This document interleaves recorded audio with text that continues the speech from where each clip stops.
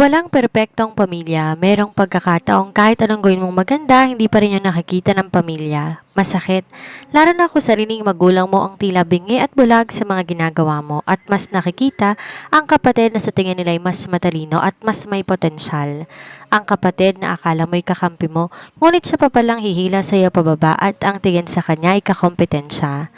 Handa na ba kayong matunghayan ang kwento na aantig at tatatak sa inyong mga puso? Ang mga pasakit na ating bida na parang gulong hindi habang panahon, nasa ilalim siya. Darating ang araw siya naman na mangingibabaw. Simulan na natin ang kwentong may pamagat na Enemies to Lovers at Secret Babies. Sa mundo ni Elara Galvez, ang pag-ibig ay isang marangyang bagay na hindi kailanman pinagkaloob sa kanya. Lumaki siyang anino ng kanyang kapatid na si Shanna, ang bida, paborito, ang magnanakaw ng lahat ng ligaya. Mula sa atensyon ng kanilang mga magulang hanggang sa lalaking pinangarap ni Elara, lahat ay nilamon ng kasakiman ni Shanna. Pagod na sa pagiging talunan at pagod na sa paghingi ng tira-tirang pagmamahal, isang gabi, gumawa si Elara ng isang desisyong walang balikan. Magnanakaw siya ng isang bagay na hinding-hindi maaagaw ng sinuman, isang anak. Ang plano ay simple. Pasukin ang Suite 99 ng The Obsidian Hotel. Akitin ang isang banyagang estrangherong hindi niya na muling makikita. Kuhanin ang binhi nito at maglahong parang bula bago sumikat ang araw. Isang gabi para sa isang habang buhay na pag-aari. Isang anak na magiging kanya lamang na hindi kailanman aagawin ni Shanna at di kailanman itataboy ng kanyang pamilya. Ngunit sa gitna ng dilim at nag-aalab na pagnanasa sa loob ng Suite 99, hindi alam ni Elara na ang lalaking nasa ilalim ng mga kumot ay hindi isang hamak na turista. Ang lalaking kanyang piniling pag-alayan ng kanyang pagkababae ay walang iba kundi si Reynard Valdemar. Ang leon ng industriya, ang bilyonaryong may pusong singtigas ng brilyante at ang mortal na kaaway ng kanyang pamilya. Si Reynard ang lalaking sumumpa sa puntod ng kanyang sariling ina na uubusin ang bawat hininga ng mga Galvez bilang paghihigante sa isang madugong atrasado ng nakaraan. Ang gabing akala ni Elara ay simula ng kanyang kalayaan ay siya palang simula ng kanyang pagkakagapo sa impyerno dahil si Reynard Valdemar ay hindi marunong magpatawad at mas lalong hindi siya marunong magpalampas ng isang magnanakaw. Nang matuklasan ni Elara ang tunay na pagkakakilanlan ng ama ng kanyang dinadala, huli na ang lahat. Nabitag na siya sa isang kasunduang literal na ibinenta siya ng kanyang sariling pamilya sa kamay ng kaaway kapalit ng kanilang kaligtasan. Sa loob ng malamig na mansyon ni Reynard, kailangan magpanggap ni Elara na isang alipin habang pilit na tinatago ang dahan-dahang paglaki ng bata na hindi lang isa kundi dalawa sa kanyang sinapupunan. Paano lalaban ng isang ina kung ang bawat tingin ni Reynard ay tila humuhukay sa kanyang lihim? Paano niya mapoprotektahan ng kanyang mga sanggol kung ang amang nagbigay nito ang siya ring lalaking nakatakdang sumira sa kanyang buong lahi? Ito ay kwento ng isang pagtataksil na binuo sa dilim, ng matinding siselos na sisira sa magkapatid at ng isang pag-ibig na sisibol sa gitna ng matinding pagkamuhi. Sa larong ito ng paghihigante, sinong unang susuko? Ang babaeng nagnakaw ng anak o ang lalaking nanakawan ng puso ng kanyang sariling kaaway? Sa gabing akala ko hihiram lang ako ng anak, ang buong pagkatao ko pala ang tuluyang nanakaw ng aking pinakamalaking kaaway. Ang mansyon ng mga Galvez ay tila isang palasyo na nagniningning sa gitna ng gabi. Ngunit para kay Elara ito'y isang malamig na bilangguan. Mula sa malayo naririnig niya ang mga halakak at kaskas ng mga kubyertos. Pinagdiriwang ng gabing yon ang engagement ni Shanna sa nag-iisang lalaking minahal ni Elara, si Tristan. Tingnan mo ang kapatid mo, Elara. Napaka-perpekto niya sa kanyang suot. Hindi nakapagtatakang sa kanya nahulog ang isang tulad ni Tristan, wika ng kanyang ina, si Doña Aurora. Habang abala sa pag-ayos ng sarili nitong alahas. Hindi man lang nito tinapunan ng tingin si Elara na kanina pa nakatayo sa tabi. Ganon naman lagi, si Shanna ang bida, si Elara ang dekorasyon. Si Shanna ang tagapagmana, si Elara ang tagasunod at ngayon, maging ang kinabukasang pinapangarap niya ay kinuha na rin ng kanyang kapatid. Mommy, pagod na po ako, mahinang usal ni Elara. Kung pagod ka, pumasok ka na sa kwarto mo. Huwag kang magpapakita sa mga bisita ng ganyan ng itsura. Baka mapahiya lang kami. Sagot ng ina bago siya tinalikuran. Doon, sa dilim ng kanyang silid, nabuo ang isang mapanghas na plano. Isang planong bunga ng matinding pait at pahungulila. Kung ang lahat ng bagay na mahalaga sa kanya ay kayang agawin ni Shanna, gagawa siya ng isang bagay na hinding-hindi nito makukuha. Isang nilalang na dadaloy ang kanyang dugo, isang anak na magiging kanya lamang at sa kanya lang. Hindi niyo ako pwedeng ubusan ng wala akong ititira para sa sarili ko, bulong na Elara sa hangin habang mabilis na nag-eempake ng ilang gamit. Nagtungo siya sa The Obsidian Hotel. Ayon sa nakalap niyang impormasyon sa isang kakilala sa front desk, ang Suite 99 ay inookupa ng isang bilyonaryong banyaga na nasa bansa lamang para sa isang magdamag na transaksyon. Isang estranghero na hindi kailanman magkakaroon ng mukha sa kanyang alaala. Isang donor na pagkatapos ng gabing yon, mawawala ng parang bula. Nanginginig ang kanyang mga kamay habang ginagamit ang master keycard na nakuha niya sa ilegal na paraan. Pagpasok niya sa silid, ang tanging liwanag ay mula sa buwan na sumisilip sa malalaking bintana. Ang amoy ng mamahaling alak, tabako at ang matapang na amoy ng sandalwood ay agad na humaplos sa kanyang sistema. Sa gitna ng kama, nakita niya ang anino ng isang lalaki. Matikas ang bulto nito kahit nakahiga. Sa kabila ng takot, tinanggal na Elara ang kanyang balabal. Hubad niyang hinarap ang dilim, dala ang pag-asa na ang gabing to ang magliligtas sa kanya mula sa pagiging anino. Sino ka? Isang baritono at malamig na boses ang bumasag sa katahimikan. Ang boses na yon may otoridad na tila nakakasakal. Hindi sumagot si Elara. Sa halip, lumapit siya sa kama at dahan-dahang gumapang patungo sa lalaki. Ang bawat haplos niya ay may halong desperasyon. Ang estranghero na tila naguguluhan ngunit mabilis na tinamaan ng init ng pagnanasa ay hindi rin nagawang tumanggi. Sa loob ng silid na yon, sa pagitan ng mga kumot at mabigat na paghinga, nakuha ni Elara ang kanyang pakay.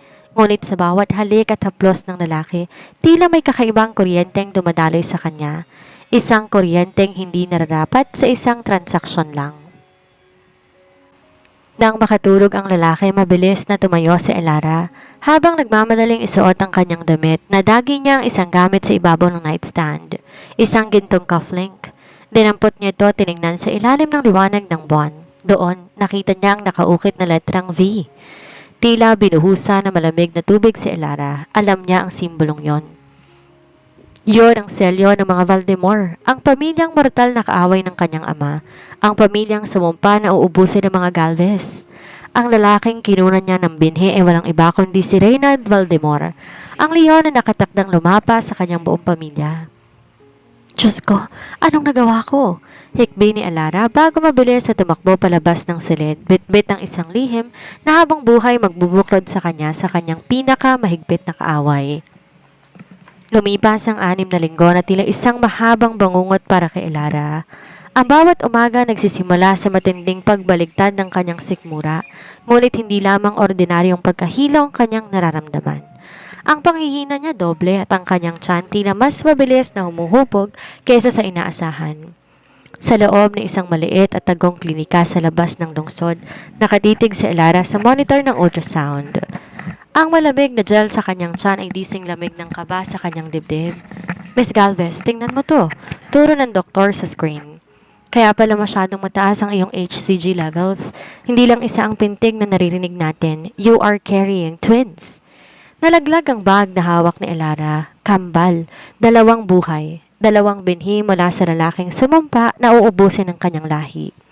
Sa halip na maging sandata ng kanyang kalayaan, tila naging dobleng kadena ang mga sanggol na ito na magtatali sa kanya kay Reynard Valdemar habang buhay.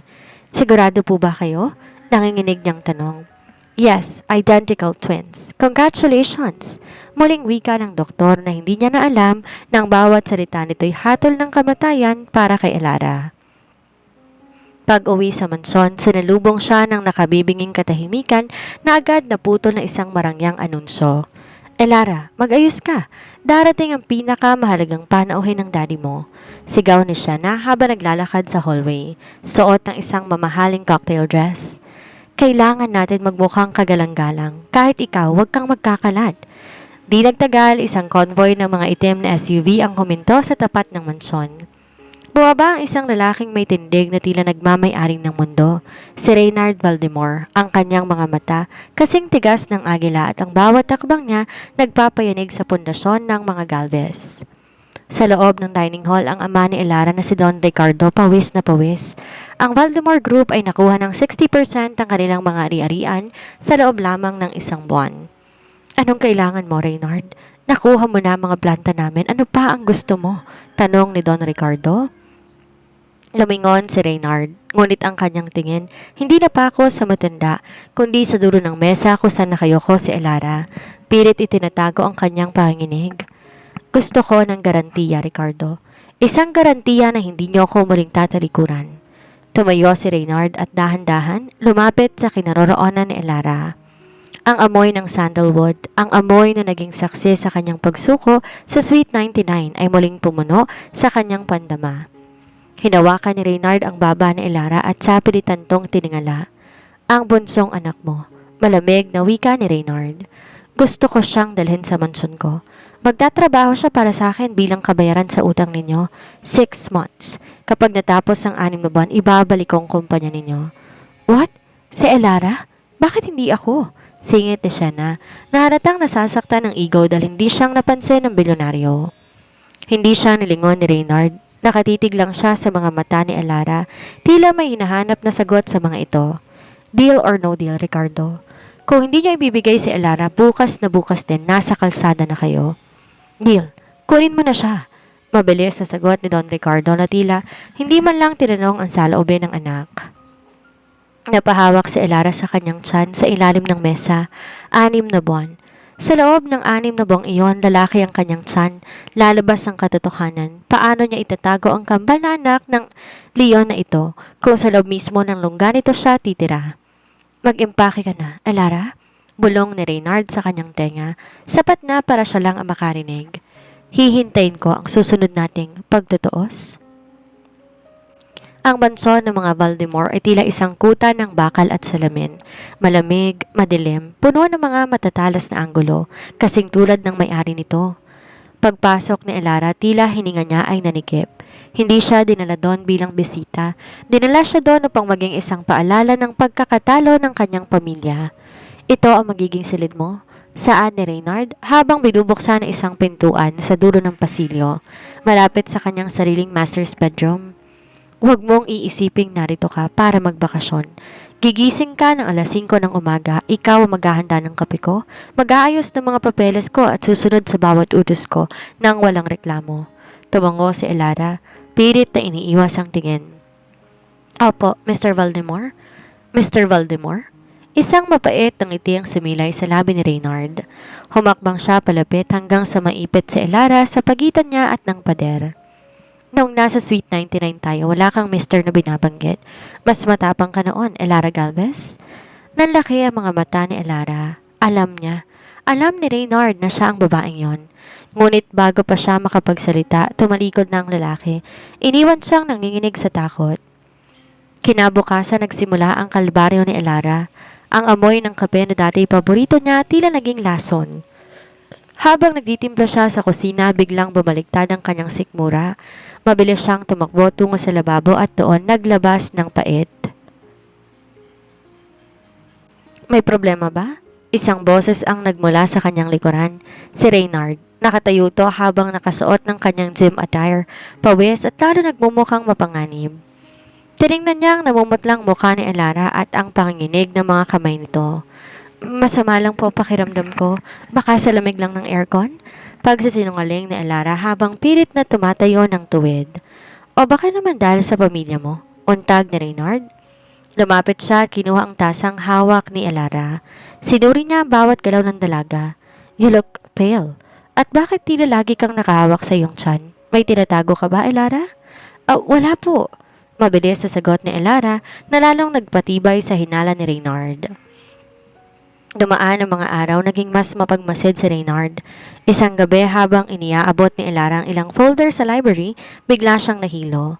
Muntik na siyang mabuwal kung di siya mabilis na nasalo ni Reynard. Sa pagkakayakap na yon, naramdaman ni Reynard ang kakaibang init at ang bahagyang umbok sa puso ni Elara.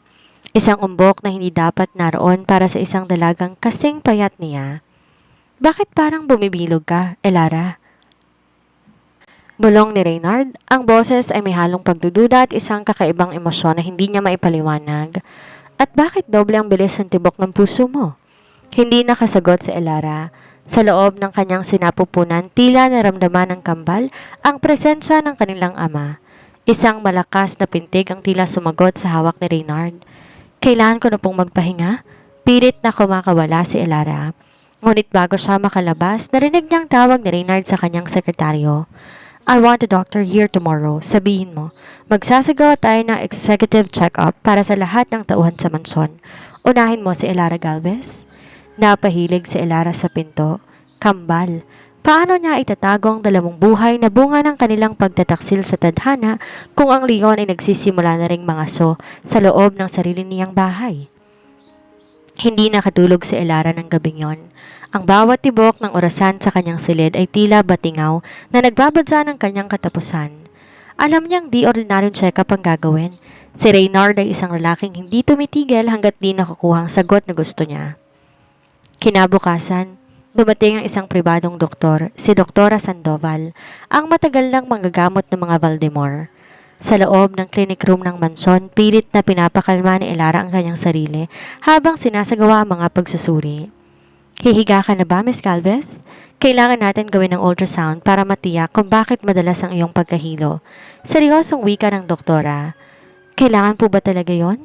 Nanginginig na tanong ni Elara.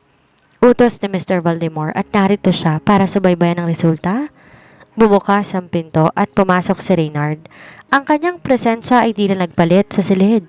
Naupo siya sa isang silya sa sulok, magkakrus ang mga braso at ang mga matay nakapako sa tiyan ni Elara. Wala siyang sinabi, ngunit ang katahimikan niya ay mas nakakatakot kaysa sa sigaw.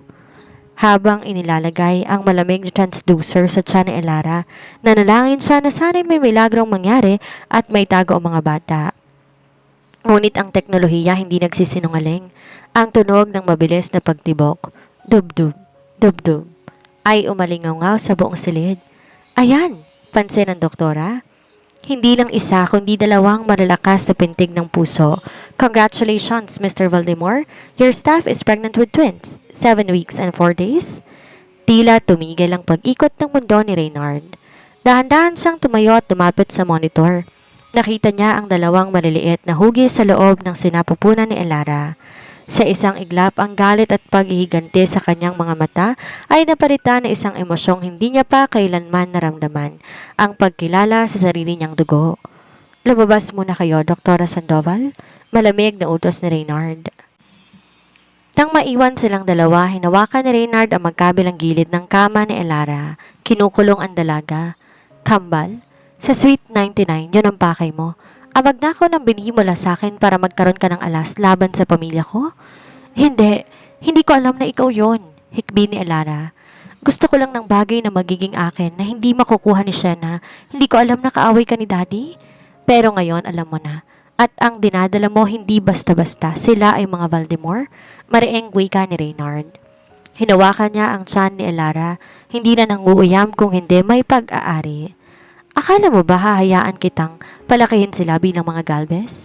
Na itatago mo ang mga tagapagmana ko sa putika ng pamilya mo? Anong gagawin mo sa akin? Takot na tanong ni Elara. Hindi ka na aalis dito, Elara. Hindi bilang alipin kundi bilang ina ng aking mga anak. Sagot ni Reynard. Ang boses ay puno ng determinasyon. At tungkol sa pamilya mo, itutuloy ko ang pagdurog sa kanila pero ikaw at ang kambal, kayo ang magiging pinakamahalagang bilanggo sa gintong hawla na ito. Doon naramdaman ni Elara ang tunay na bagsik ng tadhana. Ang mga anak na akala niya magliligtas sa kanya ang siya palang magiging dahilan upang habang buhay siyang maging pag-aari ng lalaking pilit niyang tinatakasan. Sa pagitan ng kanyang pagkamuhi kay Reynard at sa dahan-dahang pag-usbong ng kakaibang pagnanasa sa lalaki, alam ni Elara na ang laban ay nagsisimula pa lamang. Simula nang malaman ni Reynard ang tungkol sa kambal, nagbagong ihip ng hangin sa loob ng mansyon. Di na pinapayagan ni Reynard na magbuhat sa Elara kahit ng isang basong tubig. Ang mga dating gawaing bahay pinasa na sa ibang mga katulong at si Elara halos hindi na pinapalabas ng kanyang silid kundi para kumain ng mga masusustansyang pagkaing personal na pinipili ng bilyonaryo. Hindi ako baldado, Reynard. Ines na wika ni Elara habang pinagmamasdan ang lalaki na inaayos ang mga unan sa kanyang likuran. Wala akong pakialam kung anong tingin mo sa sarili mo. Ang mahalaga ay ang mga anak ko. Malamig, ngunit may halong pag-aalalang sagot ni Reynard. Isang maling galaw mo lang, baka manganib sila. At kapag nangyari yun, sisiguraduhin ko, walang matitirang Galvez sa mundong ito. Sa gitna ng kanilang pagtatalo, isang ingay mula sa baba ang umagaw sa kanilang atensyon. Ang matinis na boses ni Shanna ay umalingaw-ngaw sa malawak na sala. Nasaan ang kapatid ko? Gusto ko siyang makita. Reynard, alam kong naririto ka? Mariing napapikit si Reynard bago hinarap si Elara. Huwag kang lalabas ng silid na ito, maliwanag. Ngunit si Elara sa udyok ng kuryosidad at takot para sa kanyang lihim ay dahan-dahang sumunod sa hagdanan. Nakita niya si Shanna na suot ang isang mamahaling pulang damit nang gagalaiti sa galit habang kaharap si Reynard. Reynard, bakit si Elarang kinuha mo? Isang buwan na siyang nawawala, ang sabi ni Daddy alipin mo siya rito. Pero bakit ang balita sa labas, binibilan mo siya ng mga gamit sa pinakamamahaling maternity boutique? Singit na siya na ang kanyang mga mata nanlilisik sa selos. Hindi mo kailangan malaman ang mga transaksyon ko, Shanna. Sagot ni Reynard, ang boses ay parang babala ng isang leon. Transaksyon? O baka naman ginamit lang ni Elarang katawan niya para akitin ka. Alam ko ang laro ng kapatid ko, Reynard. Huwag kang magpapadaya sa inosenteng mukha niyan. Singit naman ni Shanna. Hindi na nakapagtago si Elara. Shanna, tama na. Lumingon si Shanna at doon napako ang tingin nito sa bahagyang umbok sa tiyan ni Elara na hindi na naitatago ng maluwag na suot nito. Ang mukha ni Shanna unti-unting namutla bago napalitan ng isang nakapanlulumong tawa.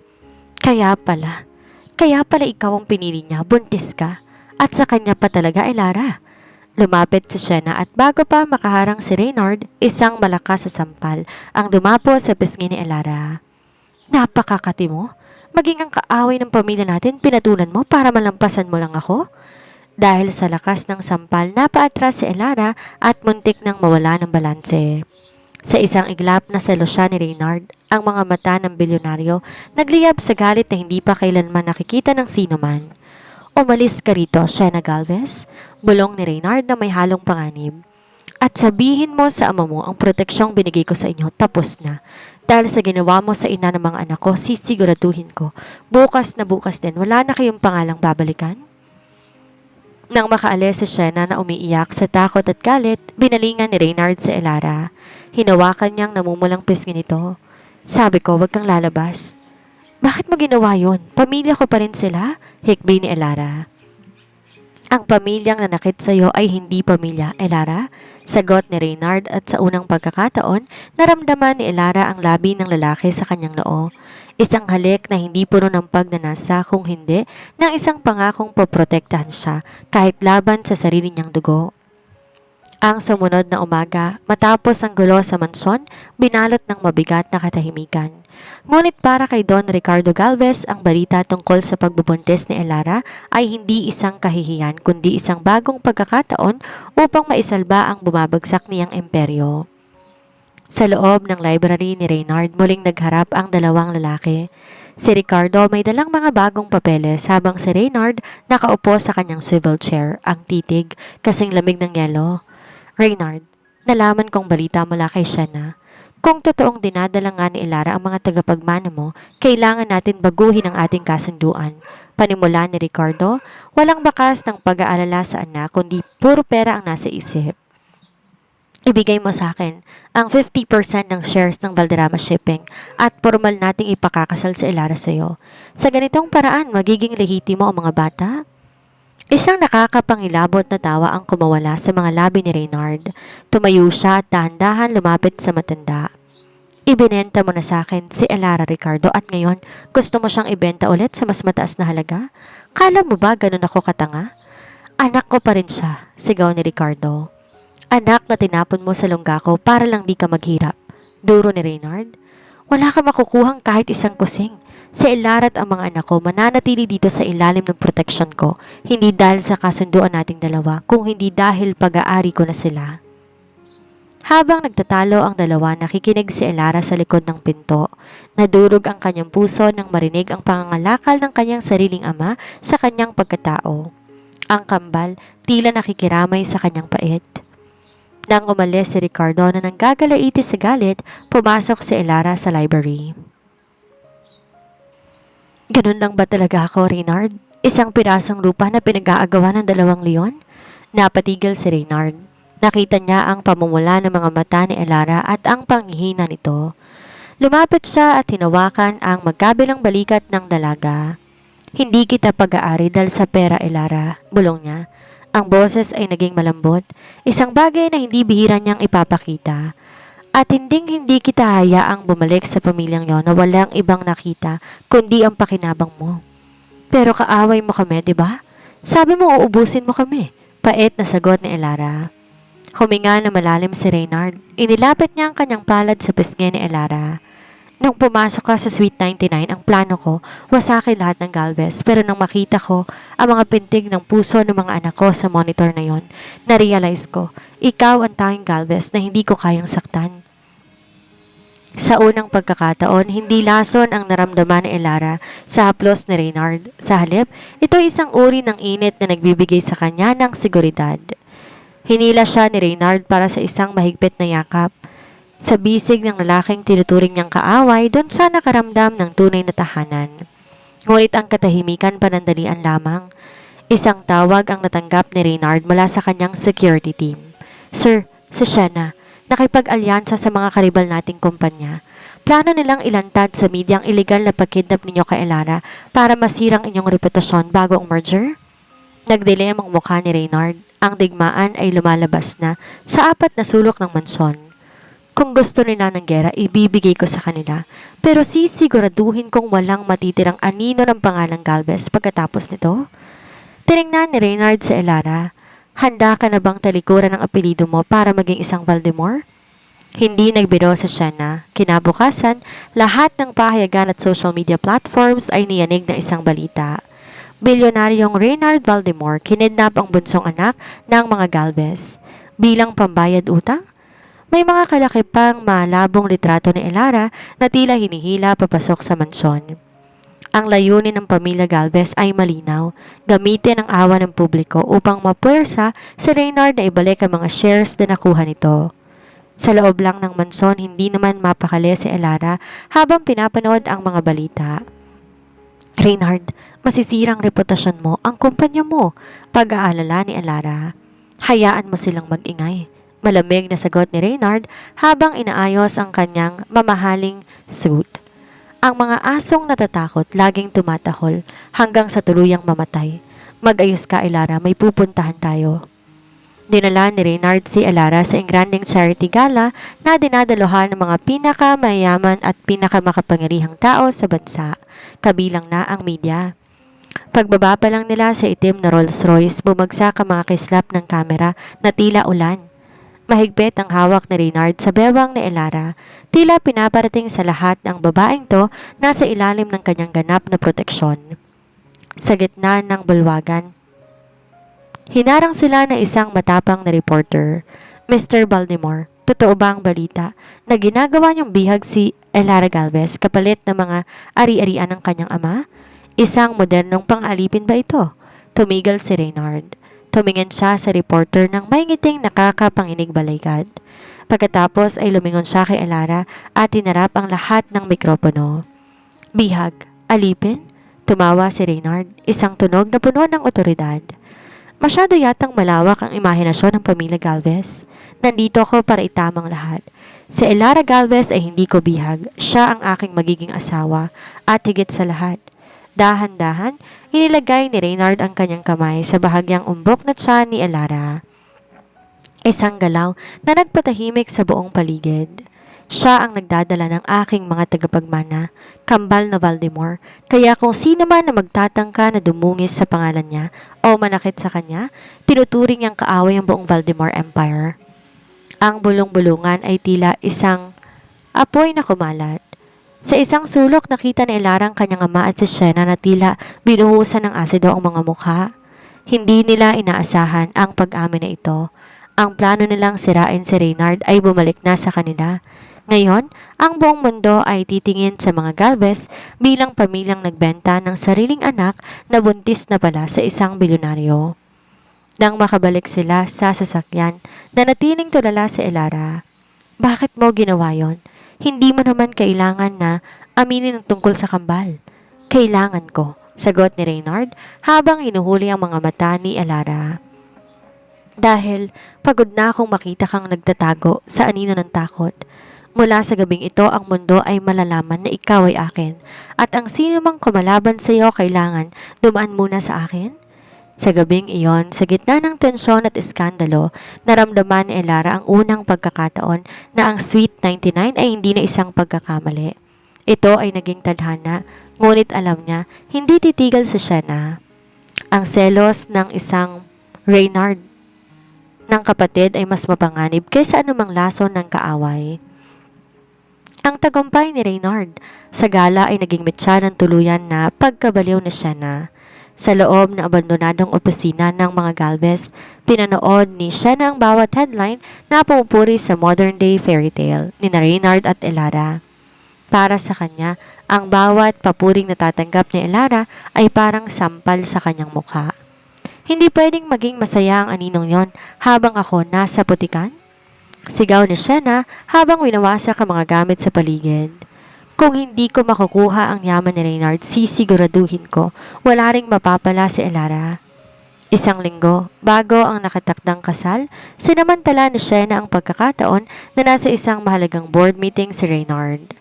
Gamit ang isang peking tawag mula sa klinika tungkol sa emergency results ng kanyang ultrasound, napilitan si Elara na lumabas ng mansyon kasama lamang ang isang driver.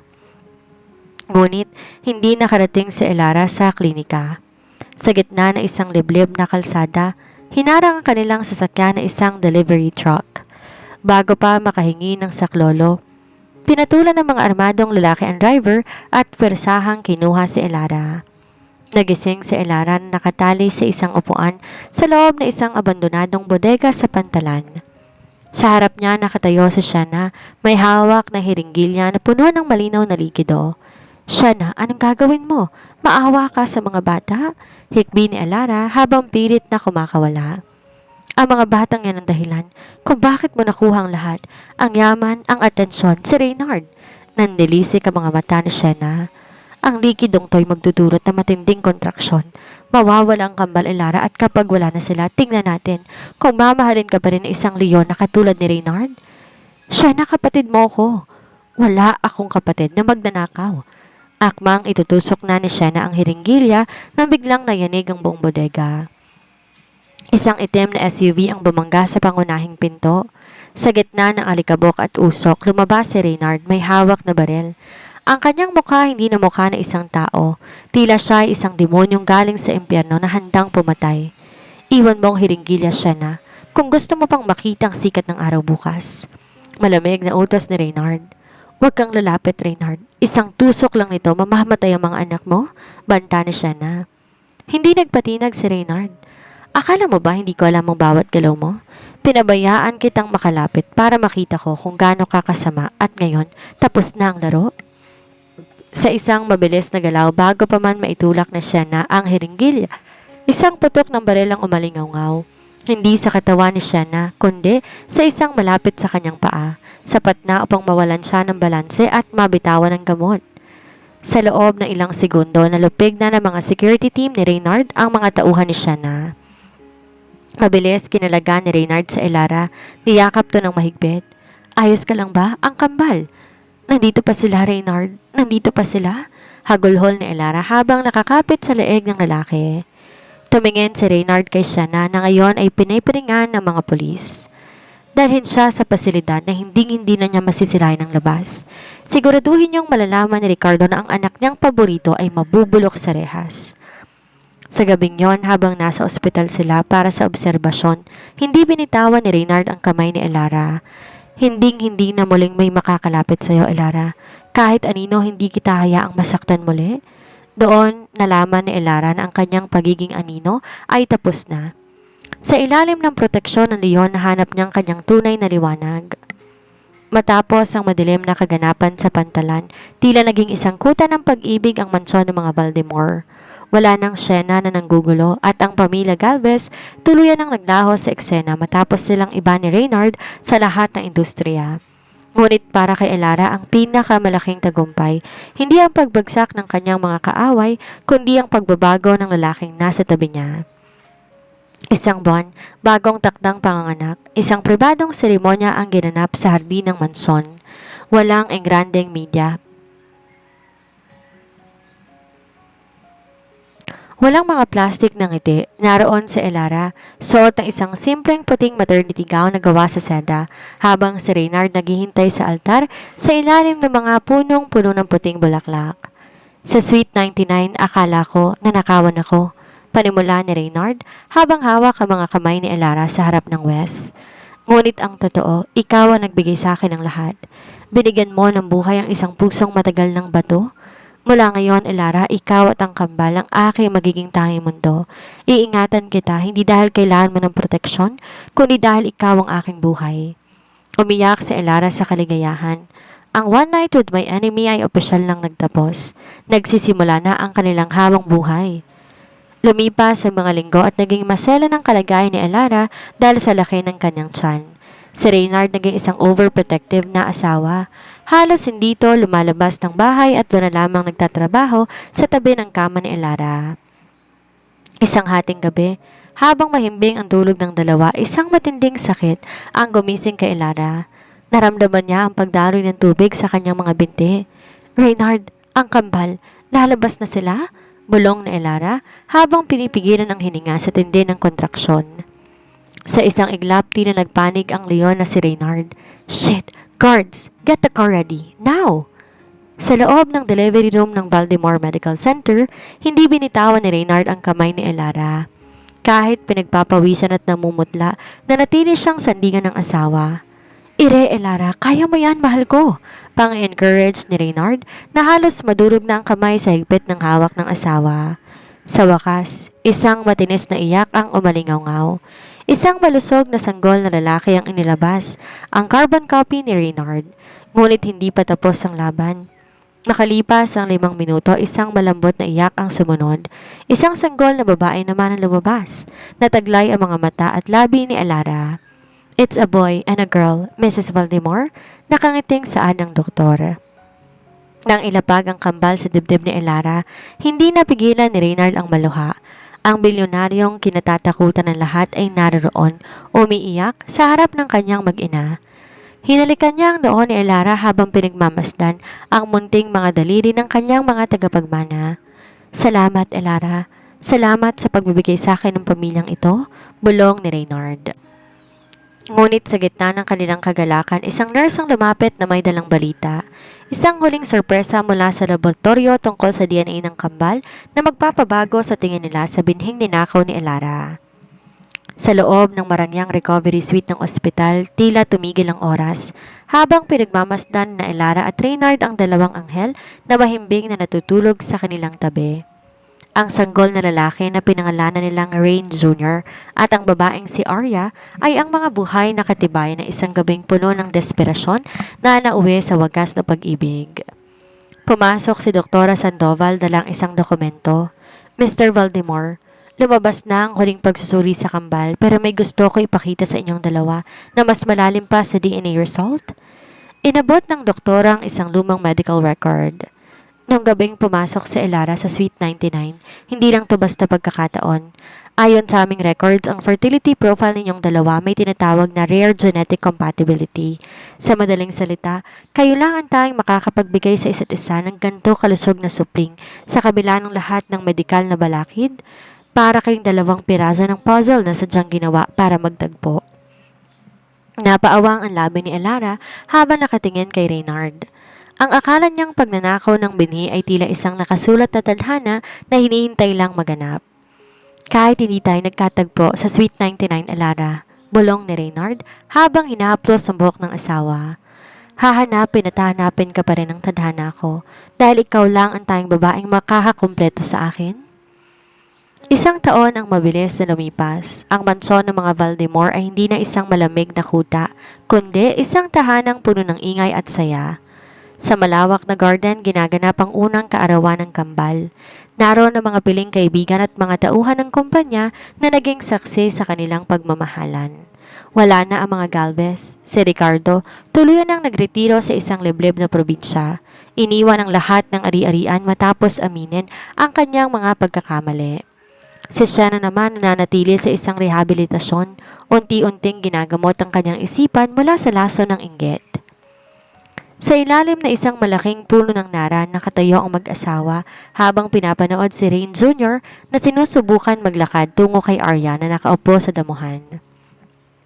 Salamat sa hindi pagsuko sa akin, Reynard, saad ni Elara habang nakasandal sa dibdib ng asawa. Kahit nung tinuturing mo akong kaaway, naramdaman ko pa rin ang proteksyon mo. Hindi kita bibitawan, Elara. Ang gabing akala ko, ninakaw kong binhi mo, yun ang gabing binigay ko sa iyo ang susi ng aking puso, sagot ni Reynard. Kinuha niyang isang maliit na kahon mula sa kanyang bulsa. Sa loob nito ay ang gintong cufflink na may letrang V, ang simbolong naging mitsa ng lahat. Ito ang nag-uugnay sa atin noon. Ngayon, hayaan mong palitan ko to na isang bagay na mas permanente. Sinuot ni Reynard ang isang singsing na may bihirang asul na diamante sa daliri ni Elara, isang pangako na hanggang sa huling pintig ng puso, ikaw at ang mga anak natin ang tanging uunahin ko. Habang papalubog ang araw, binuhat nila ang kambal at naglakad patungo sa dalampasigan na malapit sa kanilang mansyon. Ang anino ni Elara hindi na nag-iisa. Ito ay kasama na ng anino ng lalaking naging kaaway niya noon, ngunit naging katuwang niya sa pagbuo ng isang bukas na puno ng liwanag. Ang kwentong nagsimula sa dilim ng Sweet 99 ay nagtapos sa pinakamaningning na kabanata ng kanilang buhay. Ang One Night with My Enemy ay naging A Lifetime with My Everything. 5 taon ang mabilis na lumipas at ang mansyon ng mga Valdemar na dati simbolo ng katahimikan at takot, ngayon animoy isang palaruan na puno ng buhay. Ang bawat sulok ng bahay naging saksi sa paglaki ng dalawang batang itinuturing na milagro ng medisina at tadhana. Sina Rain Jr. at Arya ay hindi lamang lumaking malusog, taglay nila ang katalinuhang tila pinagsamang lakas ng kanilang mga magulang. Si Rain Jr. sa edad na 5 ay nagpapakita na ng talas ng isip sa matematika at estratehiya. Madalas siyang makitang nakaupo sa library ni Reynard, seryosong nagbabasa ng mga libro tungkol sa ekonomiya at arkitektura na pangmatanda na. Ang kanyang tindig at ang paraan ng kanyang pagsasalita, kopyang-kopya ang otoridad ng kanyang ama. Daddy, the supply chain model in this book is inefficient. I think they should use a decentralized approach. Wika ng bata habang nakatitig sa isang business journal. Napapailing na lamang si Reynard habang may bakas na matinding pagmamalaki. You're 5, son. Play with your toys first before you take over the company. Sa kabilang banda, si Arya naman ang nagmana ng sining at emosyonal na talino ni Elara. Siya ay isang munting henyo sa musika. Sa tuwing tutugtog siya ng piano, tila humihinto ang mundo ng lahat. Si Arya din na nagbabago sa matigas na puso ni Reynard. Isang ngiti lang ng bata, tila natutunaw lahat ng tensyon sa trabaho ng bilyonaryo. Isang hapon, habang nagpipiknik ang pamilya sa malawak na garden, napansin ni Elara ang dalawa niyang anak na masayang nagtutulungan sa pagbuo ng isang komplikadong robot kit. Sila ang pinakamagandang bagay na nangyari sa atin, Reynard, bulong ni Elara habang nakasandal sa balikat ng asawa.